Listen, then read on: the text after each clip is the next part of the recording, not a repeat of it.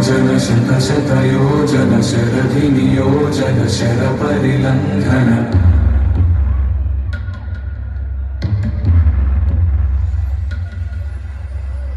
Raghunandan Raghunandan Raghubar seven Raghupati Shayan